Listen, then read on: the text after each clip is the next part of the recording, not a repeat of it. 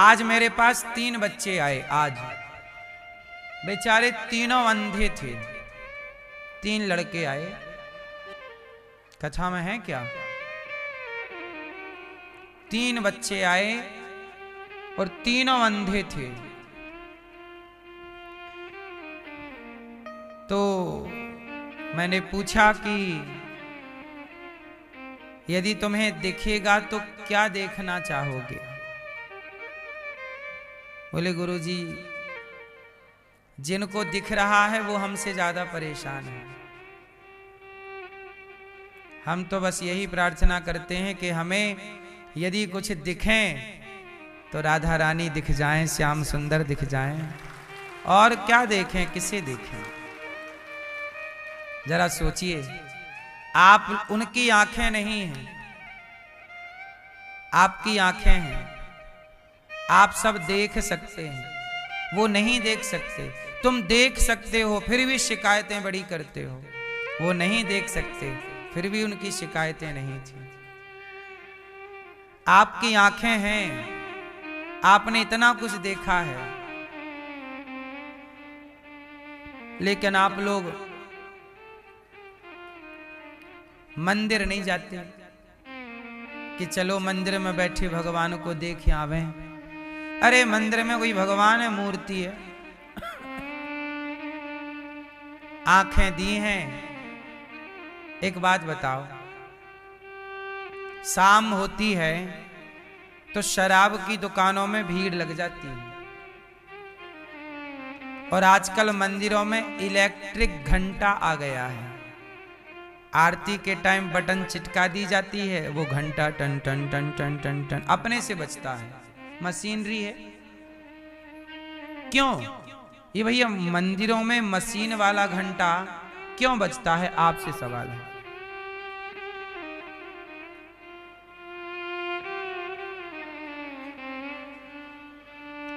सच बताओ, आप आरती के टाइम मंदिर जाते हो? आप जाते हो? कब कब? रोज के कभी कभी। मंदिरों में इलेक्ट्रिक घंटे इसलिए लगा दिए गए क्योंकि बढ़ती आबादी में शराब की दुकान में तो भीड़ बढ़ी, पर मंदिर में घंटा बजाने वाला भी कोई नहीं। ये स्थिति है सनातन की। जबकि शुक्रवार को मस्जिदों में नमाज पढ़ने वाले मुसलमान बहुत होते हैं। मुसलमान नमाज पढ़ना किसी भी हाल में होंगे, कहीं भी होंगे, वो नमाज जरूर पढ़ेंगे। लेकिन हिंदू मंदिर में शाम को घंटा बजाने तक का टाइम नहीं निकालता। कैसे हिंदुओं का उत्थान होगा? इसलिए मुसलमानों के 52 देश हैं, 52। हिंदुओं का एक भी देश नहीं है। क्यों?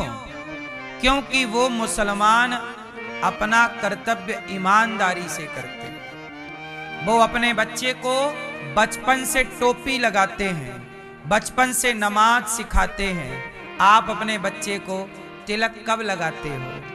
सिखा रखने की बात कब कराते हो? कब अपने बच्चे को हनुमान चालीसा पढ़वाते हो? जब आप सनातनी अपने धर्म को लेकर जागरूक नहीं हैं तो कन्वर्जेशन तो होगा, कन्वर्ट तो होंगे। आप लोग ही जब धर्म का ज्ञान नहीं रखोगे तो आने वाली अगली 2 पीढ़ी बाद आप ही मुसलमान हो जाओगे। आपके बच्चों को सनातन का ज्ञान नहीं कराओगे, वो कल को कोई मुसलमान उसे बताए कि भाई तेरे सनातन में क्या है, मुसलमान का फायदा बताए, तो तुम्हारा अपना बच्चा भी तो हिंदू से मुसलमान हो सकता है। क्योंकि जब अपना वेश है ही नहीं, अपना ज्ञान है ही नहीं, तो जिसका अपना कोई स्ट्रक्चर ना हो, ढांचा ना हो, तो कोई भी उसे जीव काला ले और ले जाए। उन्होंने धर्म नहीं छोड़ा। क्यों? उन्होंने धर्म क्यों नहीं छोड़ा? क्योंकि उन्हें धर्म का ज्ञान था। आप लोगों में से बहुत लोग तो धर्म का ज्ञान रखते नहीं, तो धर्म का ज्ञान ही नहीं है तो धर्म तो आपने छोड़ ही दिया। धर्म छोड़ दिया तो कोई भी आपको पकड़ के चार बातें समझाएगा, आप वो मान लोगे और आप वो हो जाओगे। आप क्रिश्चियन की संगति में चले गए तो आप क्रिश्चियन हो गए, मुसलमान की संगति में चले गए आप मुसलमान हो गए। आजकल आपके घर में झगड़ा है, आजकल आपके घर में चुगली है, निंदा है, आपके घर में संस्कार नहीं है, धर्म नहीं है। धर्म की आप लोग सच बताना, आप लोग अपने घर में कितनी देर राम की, कृष्ण की, धर्म की, सनातन की बात करते हो अपने बच्चों से? बताओ जरा, किस घर में कितनी देर बातें होती हैं? जब धर्म की बात ही नहीं करोगे तो धर्म को जानोगे क्या? कोई भी वर्ग लाएगा आप चले जाओगे। एक picture I movie the Kerala, मैंने पूरी नहीं देखी, एक छोटा सा हिस्सा उसका क्लिप देखा है। उसमें क्या था ये सच्ची घटना है। एक सुनना ध्यान से, एक लड़की थी और वो लड़की ब्राह्मण की लड़की थी। वो लड़की कॉलेज में पढ़ती तो कॉलेज में उसे लड़की को मुसलमान लड़कियों से दोस्ती हो गई। तो मुसलमान लड़की भी अपने धर्म के प्रति सजग है।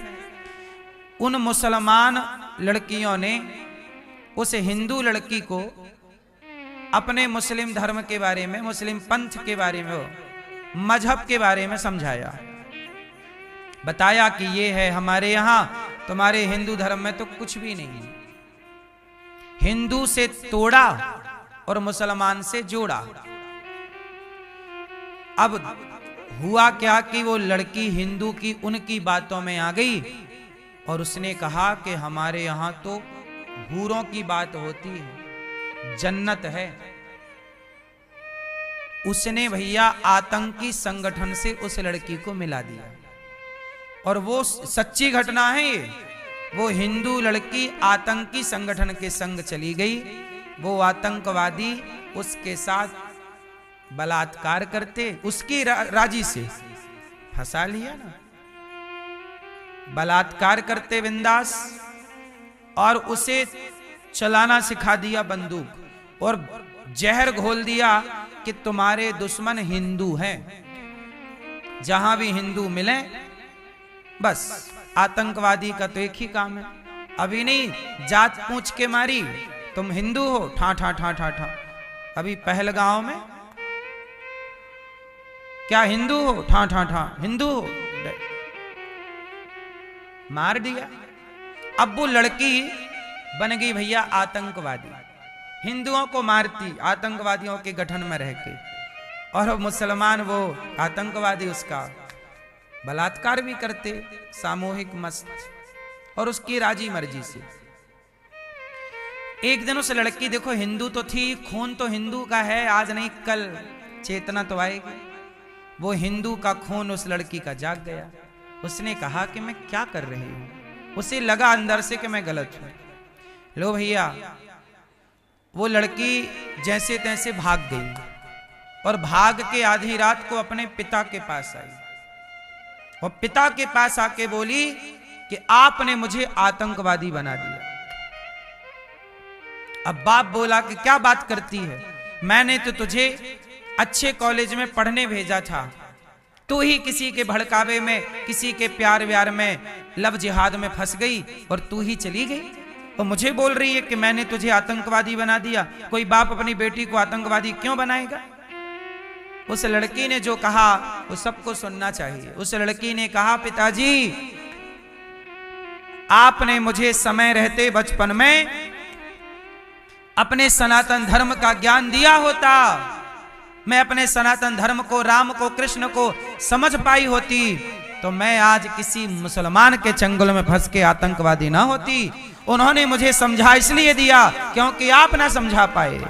आप राम के बारे में, कृष्ण के बारे में, सनातन के बारे में नहीं समझा पाए, लेकिन उन्होंने अल्लाह के बारे में समझा दिया, हूरों के बारे में समझा दिया, जन्नत के बारे में समझा दिया, तुम नहीं समझा पाए। इसलिए अपनी बेटी को, अपने बेटे को थोड़ा राम की कहानियां, कृष्ण कौन है, राम कौन है, हरिश्चंद्र कौन है, गंगा कौन है, यमुना कौन है, सरयू कौन है, शिव कौन है, गणेश जी कौन है, दुर्गा कौन है, थोड़ा धर्म से जोड़ना मेरी माँ। वरना कल तुम्हारे बच्चे ना जाने बाजार में किसकी संगति में जाके बैठ जाएं और क्या हो जाएं। दोषी कौन है? वो लड़की आतंकवादी बन गई, सच बताना दोषी कौन है? बोलो, क्या वो माँ बाप दोषी नहीं है? वो तो दोषी हैं, वो तो चाह ही रहे हैं कि आप बिगड़े। आपका अपना दोष है। इसलिए कहता हूं, समय मिला करे तो बच्चों को लेकर सत्संग में आया करो, समय मिला करे तो बच्चों को कथा सुनवाया करो। अच्छे इंसान बनेंगे आपके बच्चे, अच्छा जीवन जिएंगे आपके बच्चे। हम सबके ऊपर एक 5वां ऋण भी है, मातृ ऋण, पितृ ऋण, देव ऋण, ऋषि ऋण। इस ऋण से भी बड़ा एक ऋण और है। कौन सा? भारत माता का ऋण है हम सबके ऊपर। और ये ऋण ईमानदार होकर के इस भारत माँ की सेवा करके चुकाना है सबको।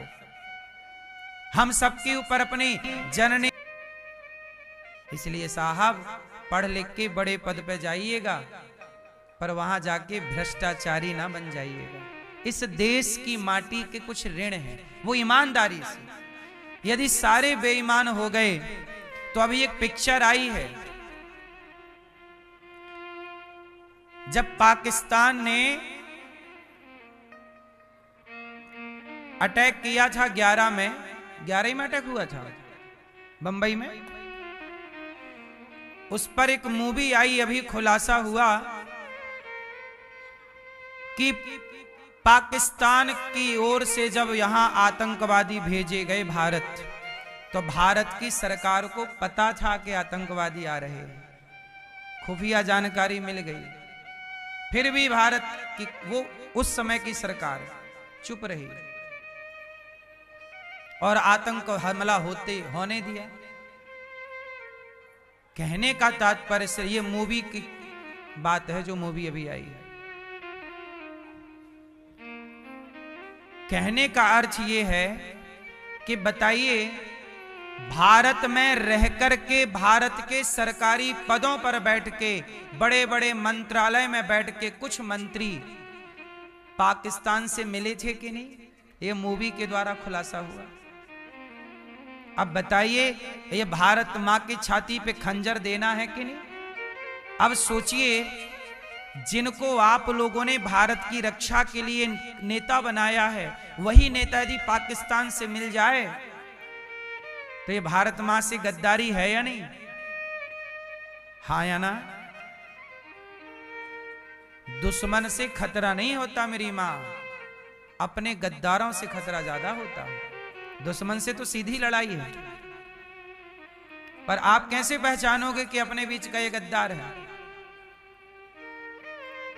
पृथ्वीराज मोहम्मद गौरी से कभी नहीं हारे। पृथ्वीराज हारे हैं तो अपने घर के गद्दारों से, जयचंद से हारे हैं। इसलिए राम को वनवास भेजने वाले गैर नहीं थे, अपने घर के ही गद्दार थे। जिस अयोध्या का नमक मंथरा खाया करती थी, जिस अयोध्या की रोटी मंथरा खाया करती थी, जिस अयोध्या का पानी मंथरा पिया करती थी, उसी अयोध्या के प्रति जहर घोला के नहीं कैकेयी मां के मस्तिष्क में? बोलो, पूरा खेल किसका है?